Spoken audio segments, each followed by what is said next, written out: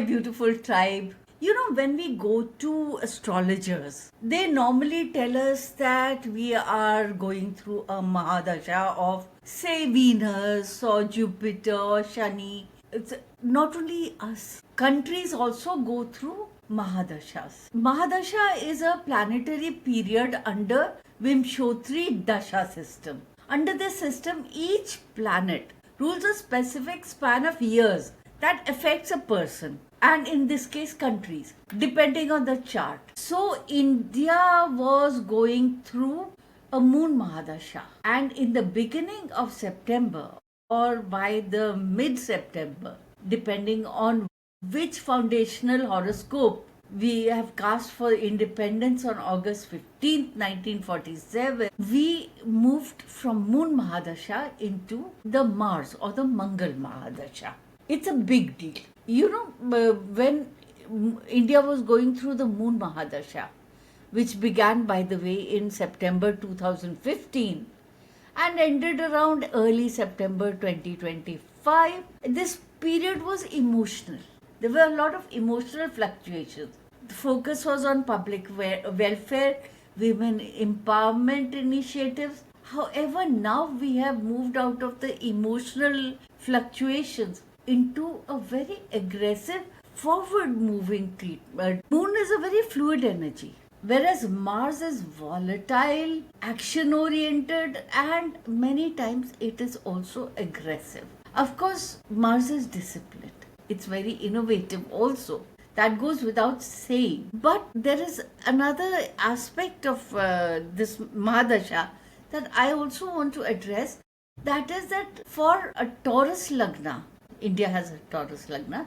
For Taurus Lagna, Mars is considered a functional malefic due to its rulership over the 7th and 12th houses. And its placement is exactly in an enemy sign, Gemini. Gemini is an enemy sign for Taurus. So there can be a lot of military action as well as bold advancements. Let's discuss this. Mars is considered the second house. Now, when Mars is the second house, the energy of the second house is wealth, speech, in this case, national voice, family values, food security. It aspects the fifth house. Fifth house is youth, creativity. Eighth house deals with secrets. It deals with sudden changes. And ninth house is luck, dharma, which has a very strong potential of igniting youth movements, hidden scandals, ideological shifts. This Mahadasha starts with the Ardra Nakshatra. Ardra Nakshatra activates a Rahu-like power. Lot of scandals, illusions, foreign influences. I think we will start hearing about a lot of spy activity, deceptive alliances. Now, every Mahadasha has Antardasha. This Mahadasha begins with Mars Antardasha, that is September 2025 to February 2026, which is then followed by Rahu, which goes up to 2029. And Jupiter's fast-moving transit throughout. And Jupiter is Atichari. Atichari transits always bring up terrorist activity. So we are going to have a lot of, how do I put it, interesting times, a lot of volatile times. Now the triple eclipses in late 2025, the malefic yogas, example with the Pakistan chart, heightened risks. Saturn and Jupiter's aspect on the 8th house, it points to economic turbulence. So what I want to say is we are in for some very interesting and volatile times, which will be dealing with defense and security, infrastructure and industry, national pride and economic shifts. Mars rules war and defense. Here it is charted as the 7th and the 12th house. The houses of open enemies, foreign relations, and the 12th house means secret enemies also. Mars is relatively weak. It has a debilitated placement. So there will be increase in spy activity, border tension, terror strikes. When Jupiter being Atichari, when Jupiter is Atichari, there's always terrorist attacks. And we will have a very assertive national policy. We are not going to be easy on people who attack our sovereignty. There will be leadership stress, political instability, and both of these, because Mars is weak, it's debilitated. There will be challenges for the Prime Minister, for the central leadership. Major political figures will also not escape, they will be implicated. There will be a lot of public criticism of people in power. There will be internal political clashes within the party. There will be some cabinet reshuffles. There will be some government changes in states. And there will be economic pressure, inflation, rising costs, dips in growth, market uncertainty, possible fiscal deficits. Some sectors will suffer, others may flourish. So if you're looking to buy bonds, buy into defense, buy into infrastructure. Mars energy supports action, war, building. And the transits of Jupiter and Saturn favor growth in certain sectors. Expansion of defense capacity, modernizing of military hardware, new infrastructure projects, urban developments. If you want to go nationalistic, patriotic, be Indian, buy Indian. Those are the kind of things that work right now. Because there is going to be cultural and ideological revival.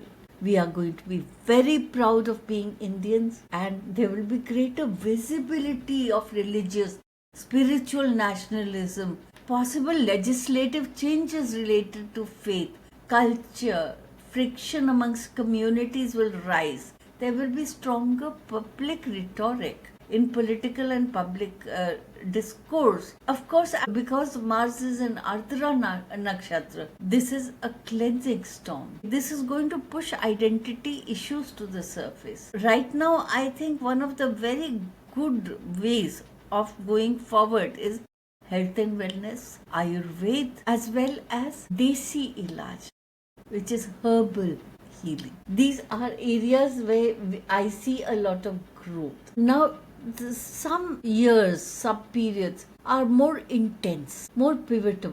2025 to 2027, especially from September 2025 to mid 2027, is expected to be the most turbulent phase. So we have just started the most turbulent phase.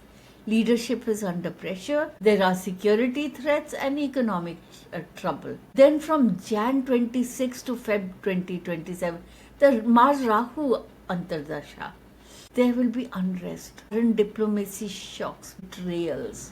It's a charged period. There's a lot of potential for conflict over there. 2027 to 2030, I will see things settling down then. There will be growth in defense, technology, even exports. Then 2028, 2029, there will be possible political gains. So right now I see that there will be increased threats from neighbors, infiltration, espionage incidents, military escalation. And this I see hitting us by the end of the year. October to December. There will be immense human cost. To sum up, the Mars Mahadasha 2025 to 2032 is a double-edged sword. It demands discipline, but it rewards with bold action and long-term strength. It lays the groundwork for the subsequent dasha that is coming. The Mahadasha after Mars is Rahu, which is potentially path-breaking in technology, in global influence. Borders are never static. Borders keep pushing, they keep changing as years go by.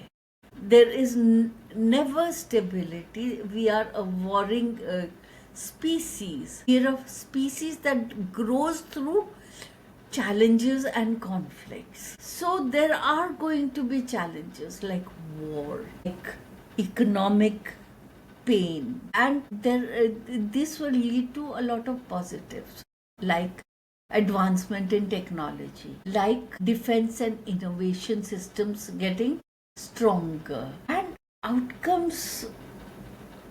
I personally feel that India is on an upward transit. It is growing in strength. But of course, like other astrologers, I also believe that a lot depends on collective karma, on wise leadership, and how we exploit the transits. As a citizen of the country, I think chanting the Mars mantra 108 times a day would be a very beneficial thing. Donate red cloth, donate red colored dals to the needy, perform blood donations. This mitigates the Marak energy of Mars.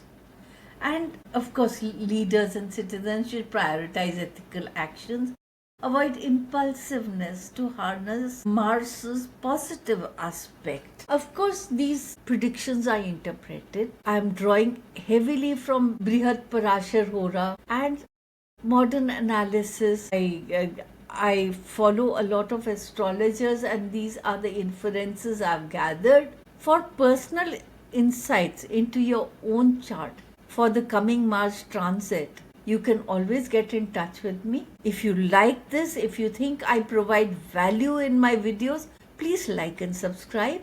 Press the bell icon, and I'll meet you in another video. Until next time, namaste.